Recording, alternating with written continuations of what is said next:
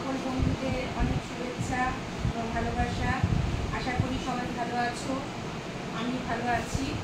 আজকে আমি একটা জনস্বার্থে একটা বার্তা দিতে আসলাম। এই ক্রাইমটা আমার সাথে ঘটেছে, সেই কারণেই তোমাদের আমার সাবধানতার জন্য বলা। তোমরা এই ভিডিওটাকে বেশি বেশি করে শেয়ার করবে এবং কার সঙ্গে এই ঘটনাটা ঘটেছে তারা কমেন্টস করে জানিও।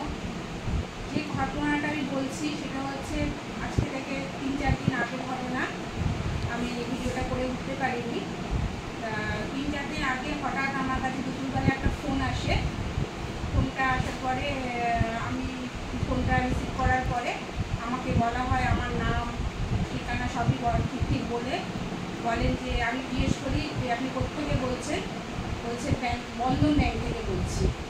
হ্যাঁ বলুন। না আপনার আধার কার্ডের সঙ্গে আপনার ব্যাংকের বইয়ের লিঙ্ক নেই, যে কারণে হয়তো আপনার ব্যাংকের বইটা ব্যবসা হয়ে যেতে পারে। তা আমি বললাম যে না, আপনাকে অনেক মেসেজ করা হয়েছে, আপনি মেসেজটাকে ঠিক মতন দেখেননি। আমি বললাম যে না, সবসময় তো ফোনটা করে তো একটা স্যার মানুষ, তার সঙ্গে কী তর্ক করবো, যে কারণে আমি কিছু না করে হ্যাঁ ঠিক আছে, তাহলে কী করতে হবে আমাকে বলুন।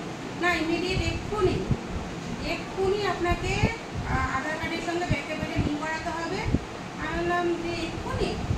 তখন আমার হঠাৎ করে মাথায় এলো, আমি বললাম যে আপনি কোন ব্রাঞ্চ থেকে বলছেন?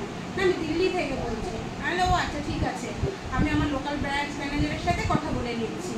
তখন উনি আমাকে একটা খুব বাজে গালাগালি করে ফোনটা কেটে দেন। আমি সঙ্গে সঙ্গে আমাদের লোকাল যে ব্রাঞ্চ ম্যানেজার বন্ধন ব্যাংকে, ওনাকে আমি ফোন করে আমি স্যারকে জিজ্ঞেস করি যে স্যার এরকম কোনো ঘটনা আছে কি না। উনি আমাকে বললেন না, আপনি ওই কথাটা বলতে ব্যাংকের ইয়েটা জিজ্ঞেস করেছেন বলে খুব ভালো হয়েছে, যে কারণে ওরা পুরোটাই ফল্ট। তা আজকে আমার সঙ্গে এই ঘটনাটা করতে আমি যেহেতু সোশ্যাল মিডিয়ায় অনেক কিছু দেখি বলে, তাই আজকে হয়তো আমি